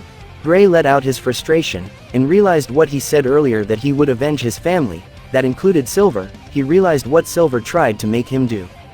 It's okay. You're fine now. I said some terrible things. I hurt you. I'm sorry. Silver sat back up and looked at the trembling Gray. It was all to make me overcome my nightmare. Gray clenched his fists. You can forget about me. I've been dead for a long time. Still, you are my father. Gray's words hit Silver like a dagger to the heart. No, what kind of father would strike his own son? Silver uttered, shedding tears over what he has done. Just finish me off. Gray clenched his fists as he created a sword of ice. You just want relief. Please. Silver lowered his head, with a smile while tears ran down his cheek. I want to be with Mika. He sat there awaiting his faith. Don't hesitate. I helped with the Face Project. I murdered former council members. I'm your enemy. Gray trembled a little bit more, before he began walking towards Silver. Yeah, even though you are my father. It means nothing if you're my guild's enemy. Gray raised his ice sword, his body still shaking. That's how we've protected our family. That's what makes you human. Silver smiled and was ready. Gray shed tears, and in frustration shouted into the sky. I can't kill you. He lowered his head and cried his heart out. Damn it, damn it. That also makes you human. Silver got up and embraced his son in a hug. Despite his dead body being cold, Gray could feel the warmth of his love. It doesn't matter, this body won't last long anyways. Dad, Gray cried, let me stay like this for a bit longer. Silver cried as he tightened his embrace around Gray. You've become a fine man, you are our pride and joy. Silver thought back at a certain grave in the ice-cold ruins of their town, engraved with the names Mika and Gray, with Gray's name crossed out. Meanwhile, With Juvia, having been told the same story of Silver from Keys, she fully realized the situation. She panted as none of her attacks worked against the skeleton Keys. "Can you hear me, miss?" Silver contacted Juvia through telepathy. "Are you, Gray's woman?" Juvia widened her eyes and blushed. "And no, are you his father?" "It doesn't matter. There's no time. I'll just tell you one thing. Beat Keys, the skull-faced bastard in front of you. He's not as strong as the rest of the demon gates. He's a necromancer. He's controlling the chairman's corpse, to make him activate 3,000 faces. If you defeat him, the chairman will stop moving, and stop face." Juvia widened her eyes, realizing what that meant. "But sir, then you will die as well. What you knew already, even so, do it. For Gray's sake, too." Juvia widened her eyes, conflicted with this choice. She would have to hurt her dearest Gray to save the world, even if it was for his own good as well. Juvia kept fighting, while trying to reach out to Silver, yet she didn't get a respond. "This is for Gray-sama's sake." Juvia fought back against Keys, while Natsu, Gajil and Mira each struggled with their own battles. Keys then revealed that he knew of Silver's rebellion, and desire for vengeance. But that he was fine with it, seeing as his hate and fury was the driving force that kept him alive for so long. "He truly is a fascinating, delightful puppet." Keys let out a dark chuckle. "How can you be so cruel?" Juvia hissed at Keys with pure rage. "Father and son, the dead and the living will kill each other. That is my tale, a tale for the sake of creating even better corpses. What do you think human beings are? Tools for my experiments, convenient tools," Keys cruelly replied. "Humans, won't do as you please." Juvia enraged charged up an attack, yet it merely faced through Keys. Keys cackled at that response. "They will do exactly as I please. I'm going to kill you next, and use your corpse to kill your comrades." "Juvia won't let you." Juvia was wrapped up in the darkness of Keys, seeing his skeleton face appear behind her. "You won't let it happen. Then try and destroy me. The moment he loses his master, Silver will be destroyed, too." "What pleasant screams," Keys mocked as he tightened the grip around Juvia, making her wail in agony. "What are you going to do now, water wielder? What's wrong? You should erase the ghost of the boy's father with your own hand. Shatter their bond as father and son." Keys mocked as Juvia merely shed tears, unable to harm Gray.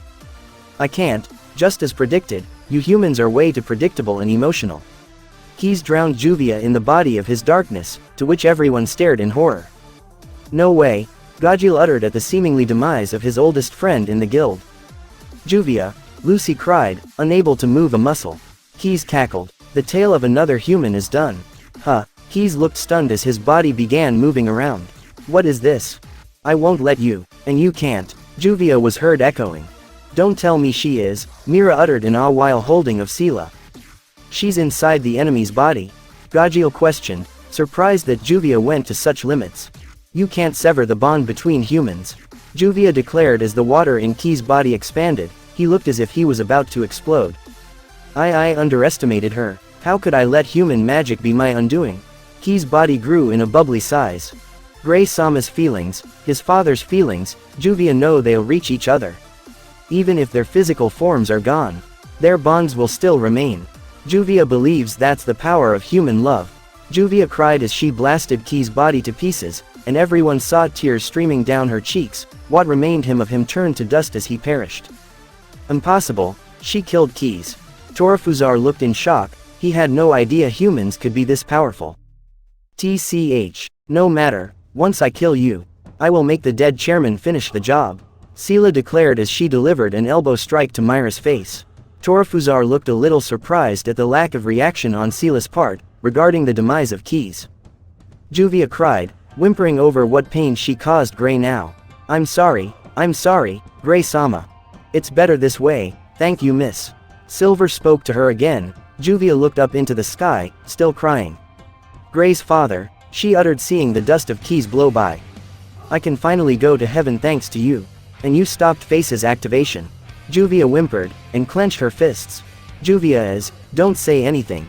Just take care of my boy." Silver kindly spoke to her as he vanished into the afterlife. "I will," Juvia declared as she fell onto her knees and cried. Back with Gray, he looked as his father's body turned into blue balls of light and flew into the sky. "Dad, rest in peace," Gray uttered. "I'm leaving the rest to you." Why did I learn Ice Devil Slayer magic? Because END, the master of Tartaros, is a fire demon. This power, I'm passing it on to you. Silver sent his final thoughts into Gray, as well as his power. Gray grew a black tattoo on his right arm, releasing an even more intense chilling aura. I'm an Ice Devil Slayer now, I will defeat END, and the rest of Tartaros. Gray made his vow to his late father, his tears had dried up, and his resolve burned stronger than ever. What he didn't know, was that someone dear and close to him, was now a target because of that vow. Further in the ruins of Plutogrim, Itachi halted in his steps feeling a strange presence. A presence that made him feel uneasy thanks to his power of darkness. This energy, Gray, Itachi was surprised by this sudden power increase in his comrade, he quickly brushed it off and kept walking. Back to the fight at hand, Sela looked in awe as Mira matched her blow for blow, somehow, she was stronger than the last time they fought. What's going on? You were not this strong before. Sela hissed at Mira, who gave her a right hook to the face. Back then I still hadn't recovered from the battle against Kisame. After resting for a bit, I regained my power. We will not let you win. Mira Jane kneed Sela in the gut, causing her to bend forward and spit out some blood. With that skeleton guy, and Gray's old man, that makes 5. We've already taken down 5 of you Demon Gate scumbags, you are all next. Natsu declared as his flames erupted around him, followed with sparks of lightning. Lightning Flame Dragon mode, I will crush you with everything I got. Natsu threw a heavy punch to Tempester's face sending him skidding backwards. Juvia then began coughing, as out from her lips leaked out anti-magic particles. Causing her to fall over, Lucy managed to rush up to her and catch her. Those particles were within Kai's body, of course she was affected. Torafuzar smirked as they could take losing one of their own, if it meant one of the enemy's elite died as well. Juvia, Lucy called out to the trembling, weakened Juvia. Juvia wants to see Gray-sama, Juvia cried and Lucy embraced her in a hug. You will, soon, Lucy cried with her. Okay, Juvia uttered, while laying down to rest. Take care of her, we'll waste these demons. Gajil declared as his body got surrounded in iron scales, while letting out a dark shadowy aura. Iron Shadow Dragon mode, he leapt at Torafuzar, delivering an elbow strike to his face sending him skidding back. Tempester, time to get serious. Torafuzar declared, to which Tempester grew fur, and turned into the same form he was when he fought Laxus, his Aetherius form. Torafuzar grew in size, his teeth turned sharper, and he grew 2 fins out from the side of his head. He lost his blade fins, but gained what appeared to be gauntlets instead. His appearance resembled more that of a shark, his Aetherius form. Sela, make sure to finish that woman and get going. Don't order me around. Sela sent a small threatening glare, releasing a dark demonic aura around her.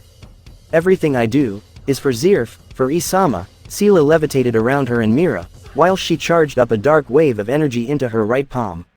She sent the rocks flying at Mira, and an energy blast. Dark deflect. Mira sent the flying rocks, flying back and held her hands out towards the incoming wave, charging up a dark sphere. Evil explosion. Mira countered Sela's energy blast, causing an explosion to erupt between the two that sent both of them skidding back. Mira spread her demonic wings, and took flight into the air. Sela quickly followed and they continued their battle in the air. Torafuzar glared at Natsu and Gajil, the two of them were stronger than him and Tempester. He needed to gain the upper hand in this fight. Torafuzar stretched his arms out sideways, and smirked. I welcome you, to the underworld's deep sea. Plunge the world into darkness. From his body erupted a ton amount of water, flooding a good portion of the ruins of Plutogrim. Fairy Tail members had to climb up high to avoid the water, and luckily the sick were already up high enough. Corridor. After Corridor got flooded by this dark water, Torafuzar then began his assault on Natsu and Gajil. Natsu unable to flames under this water, everyone slowly losing consciousness besides Gajil. To top it off, the water was poisoned, if they didn't drown the poison would kill them. Tempester just sat and watched, as Torafuzar and Gajil battled. Mira stared in shock, and attempted to go underwater to rescue her comrades, although she was met with a punch from Sela. You aren't going anywhere, Sela declared, keeping Mira away from the others. After taking on the multiple blows, from Torafuzar with his increased speed in the water, Gajil returned to his base form as he fell to the bottom. He sank into the darkness, a wave of light shining upon him. His breath fading. Damn, If only I could breathe, I could take him, Gajeel thought as the darkness took over, then suddenly her could breath. He widened his eyes as he saw Levi, having given him air. The poisoned water began affecting her however, and she began to sink. How did she get in here? Torafuzar went in for the attack, although was elbowed by Gajeel in his Iron Shadow Dragon mode, grabbing Levi by the waist. He shook her awake, while Torafuzar recovered from the elbow strike. Levi, get a hold of yourself, Levi. You gave me air, didn't you? Do it again, Gajeel demanded, to which Levi blushed having shared her own air with Gajeel through mouth to mouth. Whatever you do it, give it to Salamander and the others as well. Gajeel shouted thanks to his iron lungs being resistant to the water somewhat. Yet Levi seemed to have misunderstood what he meant. Use your magic to give the others air. Levi blinked and blushed realizing what Gajeel meant. I could have used air magic from the beginning, how embarrassing. Levi used solid script to make air bubbles for everyone. And Gajeel went in for the attack, although both he and Torafuzar halted as the water began moving strangely. What is going on? Torafuzar raised his brow as all the water moved towards a single spot. The hell? Gajeel looked confused, as it seemed neither of them did this, then who? There are some things I always had a problem with when it came to you, Torafuzar. A new voice spoke and both Torafuzar and Gajeel turned around to see what looked like a shark man. You never understood, there are always bigger fish in the sea. It was Kisame holding his hands in a hand sign. And I'm the biggest fish there is. Kisame smirked. Water style. Super water shark bomb. Kisame held his hands out like they were a jaw, all the water was created into a giant water shark. Torafuzar, Gajeel and Tempester widened their eyes being within range of the shark. The water shark snatched up both Torafuzar and Tempester.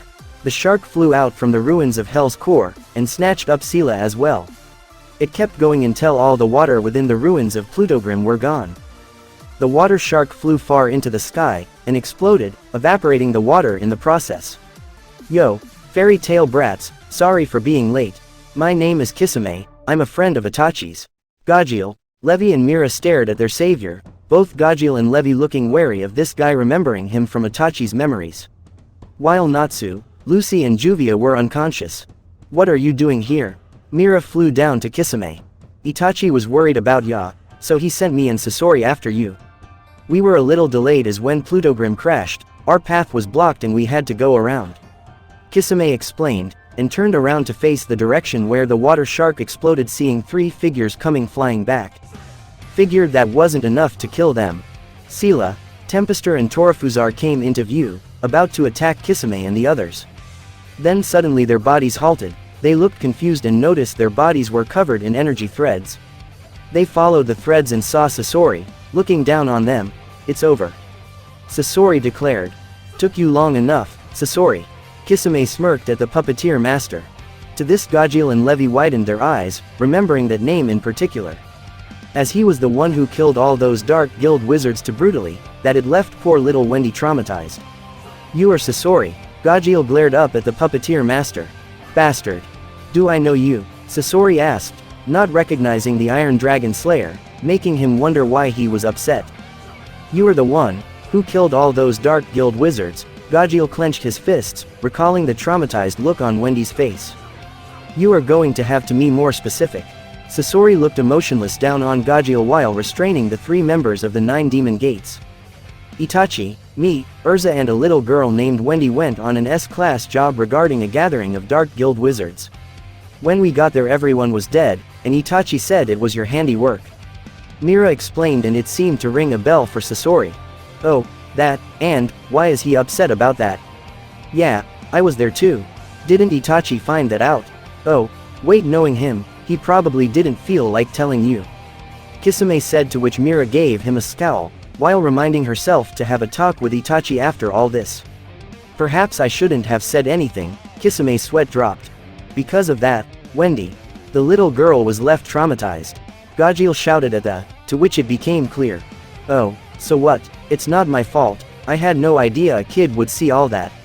Sasori retorted, which angered Gajeel. Anyway, we don't have time to be arguing. Point is, they have sided with Itachi, and are going to help us take down Tartaros. We can discuss this later. Mira became the peace talker, and Levi agreed, calming Gajeel down a bit, yet he still scowled at the two former Akatsuki members. Well then, now for these three. Kisame turned towards Torafuzar, Tempester and Sela. Don't mess with us. Torafuzar used his super strength to rip the energy threads off of him, and went in for the attack. You traitor. Whatever. Kisame smirked and waved a set of hand signs. Water style. Water shark bomb. Torafuzar was blasted in the face with an exploding water shark. Once the water cleared, he saw a glint of silver. He gasped and his mind went blank.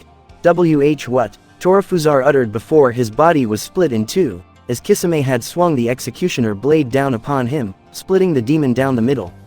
Oi, Dragon Slayer, finish him. Kisame called out to Gajeel, who inhaled his breath. Iron Shadow Dragon. Roar. Gajeel unleashed a mighty breath attack that incinerated the remains of Torafuzar to nothing. Tempester and Sela managed to break free, and leapt away to gain some distance. Damn it, Sela growled, realizing they were outmatched. Let's finish this. Kisame was ready to charge at Tempester, although then a bolt of lightning struck between them and a figure appeared. No, he's mine. The figure was Laxus, sending death glares at Tempester. I remember you. Tempester glared at Laxus. Who is this? Sasori questioned at the arrival of Laxus. Another fairy tale wizard. Kisame raised his brow. You inhaled my bane particles, you should be dead. Tempester pointed out to Laxus, who looked around at his unconscious comrades. Laxus, you are in no condition to fight. Mira shouted as Tempester ignited his body on fire and flew towards Laxus. Laxus didn't move, and merely threw a lightning-infused punch into Tempester, sending him flying back, surprising even the two former Akatsuki members. Looks to be in good condition to me. Sasori pointed out. Bastard, how did you cure yourself from the poison? Tempester picked himself up and glared at Laxus, while Sela was too taken aback at seeing this. Whirlwind. Whirlwinds appeared around Laxus, who merely released a massive surge of lighting around him to strangle the wind. Laxus then leapt at Tempester. You're the one who hurt my comrades.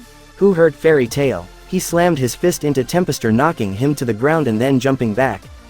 This isn't any different from last time. Tempester picked himself back up. Bring it, Laxus challenged. Very well. Boulder. Tempester levitated boulders and sent them flying at Laxus, who destroyed them with waves of lighting.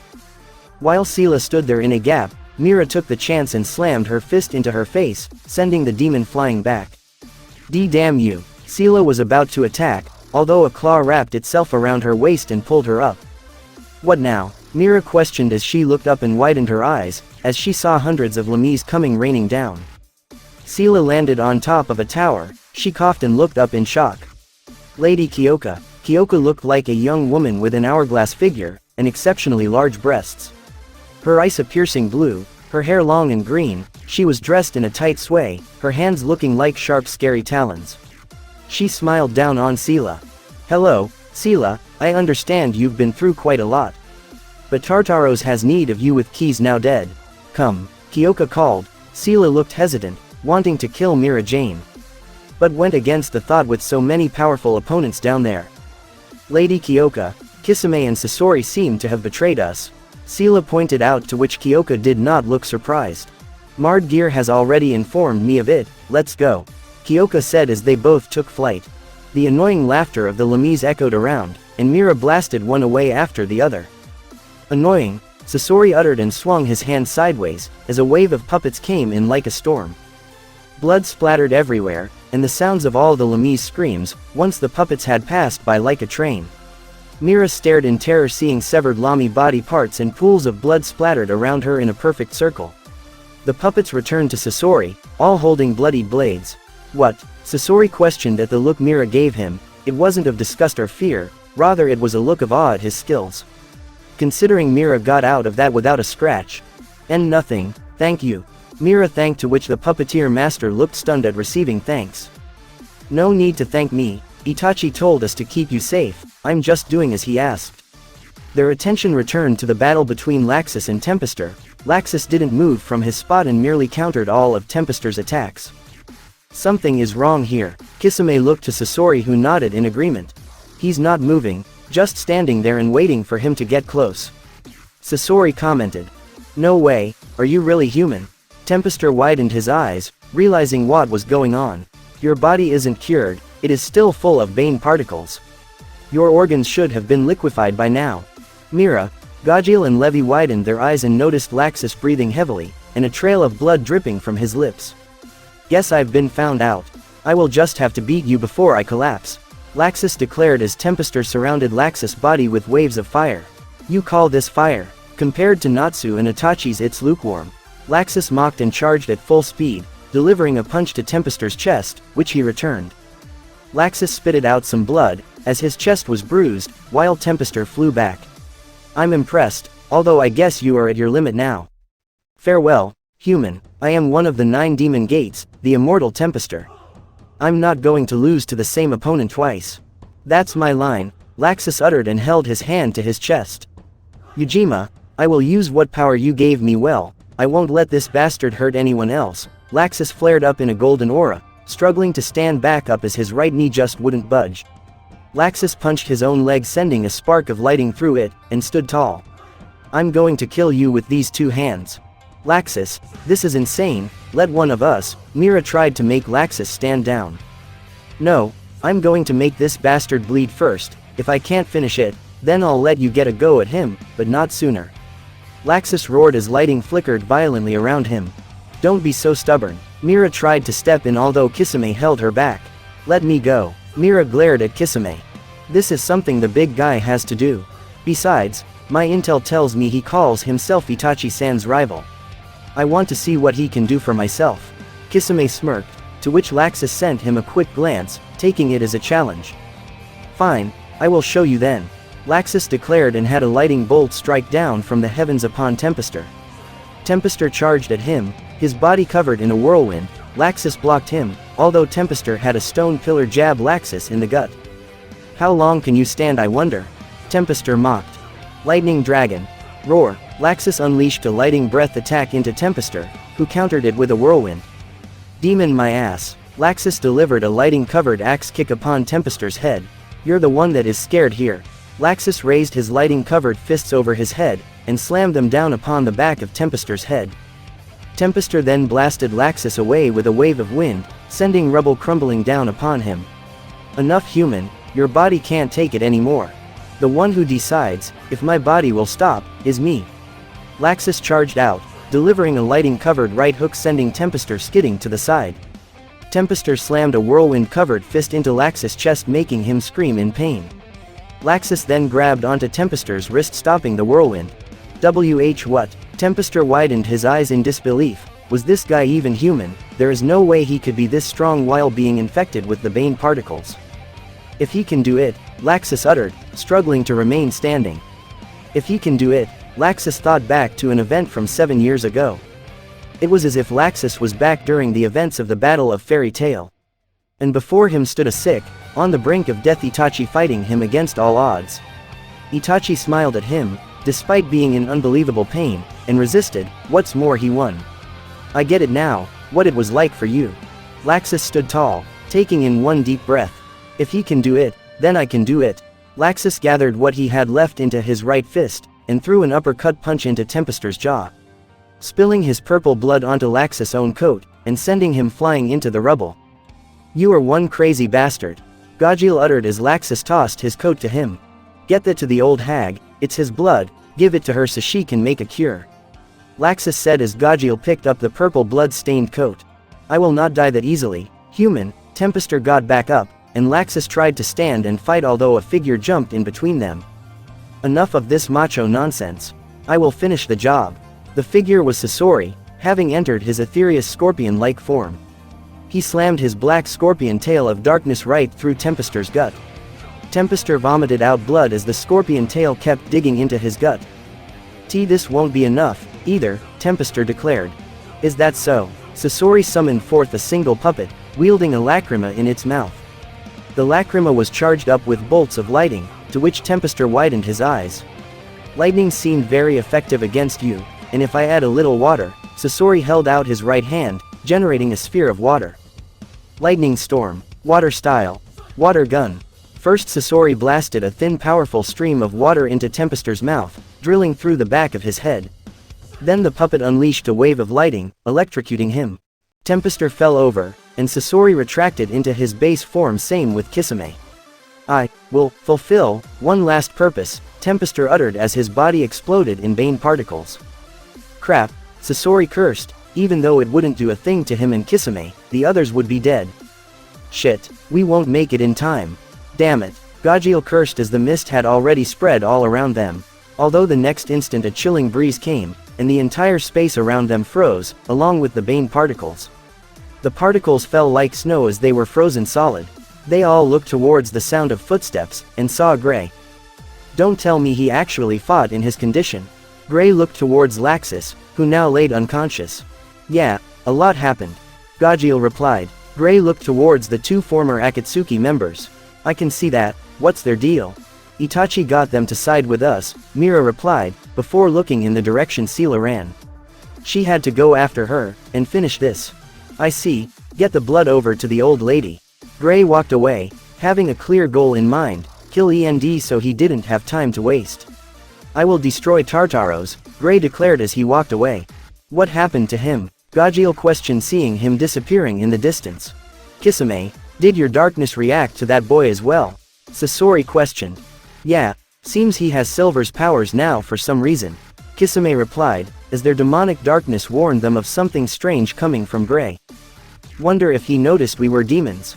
Sasori questioned, considering they were both in their base forms it would be hard for anyone to tell if they were demons or not. I'm going after Sela, you stay here and bring the blood to Perliuzica.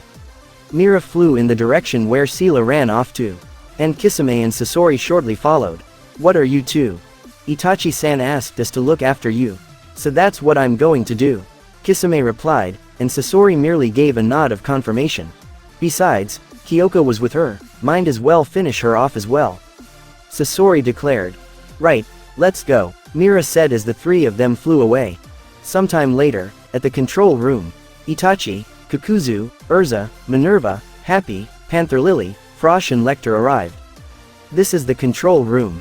Happy confirmed and they all noticed the dead body of the chairman working on a magical chart for the activation of the faces. The former chairman, Urza took merely one step forward, and her body froze. What? Urza looked in bewilderment as her body moved on its own, bringing her own hands around her throat. The same happened to Happy, Lecter, Frosh, Minerva. Enemy magic? Lecter questioned, struggling to breath. It's painful, Frosh uttered. This is Macro, my curse power. They all turned towards the source of the voice, seeing the two remaining demon gates, Sela and Kyoka. Don't kill them yet, this one is mine. Kyoka eyed Urza with killer intent. I see, you are using your curse to control the former chairman's body. Kakuzu narrowed his gaze at the two female demons. That's right, I can't control them as skillfully as Keys, but I can at least make a dead body move with my macro. Sela replied, with her gaze fixated on Itachi. As long as we get the chairman's approval, we can activate all 3,000 faces from here. Kyoka smirked, although neither of them noticed Itachi moving at such speed, that he cut the former chairman's body into pieces. Then this isn't a problem anymore, release them. Itachi glared at them, both looking agap while gasping. Hey, Kyoka merely laughed and looked at the diagram. The chairman actually just finished, the faces will activate soon. Very well then, I will simply force one of you to tell me how to turn it off. Itachi stretched his right hand out, morphing the darkness into a blade. Isama, please don't stand in our way. With this, we demons will rule. The humans will be nothing but worthless. So, please, come to us, to me. Sela pleaded, yet Itachi merely looked at her with an empty gaze. While Sela still hadn't released the others, much to Itachi's annoyance. Release them, Itachi demanded, ignoring Sela's words. Isama, please, even though I love you so much. Sela pleaded, which earned some confused looks from Urza and the rest. That's all I've been hearing from you demons since I woke up. Listen, I don't care what pet name Zirf decided to give me. I am Itachi Uchiha, a former Konoha shinobi, a fairy tale wizard. You and your feeble dark guild means nothing to me, Itachi declared, his stare ice cold with the lack of any sympathy for the saddened look on Sela's face. Sela, according to Mard Gear, Isama is still asleep. This is his sleeping form that is awake, Kyoka reminded Sela, who still looked saddened. I know, but I still hope to reach my beloved Isama, Before Sela can finish, Mira Jane appeared and slammed her fist into her face, sending her flying back. "You!" Sela hissed at the appearance of Mira. "Time to end this," Mira declared as Sasori and Kisame also appeared. And after that punch, Urza and the others were released from Sela's Macro's curse. Urza quickly re-equipped into her Armadura fairy armor and went in straight for the attack on Kyoka. Kyoka and Sela were backed into a corner by the two strongest female wizards in Fairy Tail, while four even stronger foes stood around them as well. Sasori went to look at the chart to see if there was anything he could do to deactivate Face. "Damn, I don't know how to shut this thing off. Make sure Kyoka stays alive, she is probably the only one who can shut this off," Sasori informed the girls. However, any further conversation was interrupted. They all froze, hearing a rumbling growling noise. "What is that?" Everyone looked towards the source of this noise. The ground began trembling, the sky felt like it was being ripped open as something soared through it. And around in various locations in the mountain and Plutogrim, the dragon slayers that were raised by dragons, froze reacting to this presence. Wendy fell to the ground, her heartbeats increasing. Natsu and Gajeel fell as well, their bodies feeling like they were on fire as their heartbeats increased. Sting and Rogue also fell in the midst of battling Mardgear, who looked towards the noise. To think he of all things would show up. Has he come to destroy Endre, or is by any chance the presence of Zirf? Mardgear wondered as this unforeseen turn of events exceeded his calculations. He took the opportunity with Sting and Rogue down to walk away to a higher spot to get a good view of the incoming monster. Itachi recognized this sound. It sounded like a dragon's roar. Suddenly out from the skies came blasting wave of energy, digging up the mountain ground around Plutogrim to ensure nothing would escape that easily. Acknowledgia. Itachi didn't waver, he merely looked at the beast as yet another obstacle. "What?" Kyoka questioned at the arrival of the Dragon King. Itachi walked out from the control room and headed towards the edge, staring at the incoming beast. This time, things won't go down like before. Itachi's Sharingan morphed into the Mangekyo Sharingan as he stared at Acknowledgia, circling Plutogrim, unleashing breath attacks on possible escape routes. The pure force of the beast flying sent such shockwaves that shook the ruins of Plutogrim. Mardgear stared at Acknowledgia while it rampaged around. It came here for Ende after all. Does it fear them and want to destroy them before they can make a comeback? Hey, interesting, Isama is close to awaken and then he will slay you, Dragon King Acknowledgia. Mardgear chuckled in amusement at this turn of events. Meanwhile, in the ruins of the town of Magnolia, while others ran away from the destruction and went to shelter at the further edge of the town, one lone hooded figure walked through the rubble. The lower end piece of his red samurai armor was visible from the coat, and long bangs of black hair sticking out from the hood. The figure stopped in front of the ruins of a certain building. All that remained besides the rubble was a sign that read, "Fairy Tail." The figure stared at the sign, a glint of red from his eyes. The figure reached his hand out and picked up a piece of rubble, looking at it for a few seconds before dropping it. Then a mighty sound of a roar is heard echoing in the mountains outside of Magnolia. The figure recognized the roar. Acknowledgia, huh. Well, things seem to be heating up here. A smirk was visible as the hood blew off, revealing his long spiky black hair blowing majestically in the wind. Madara Uchiha smirked, and then turned his glowing Sharingan back to the ruins of the Fairy Tail Guildhall, examining it.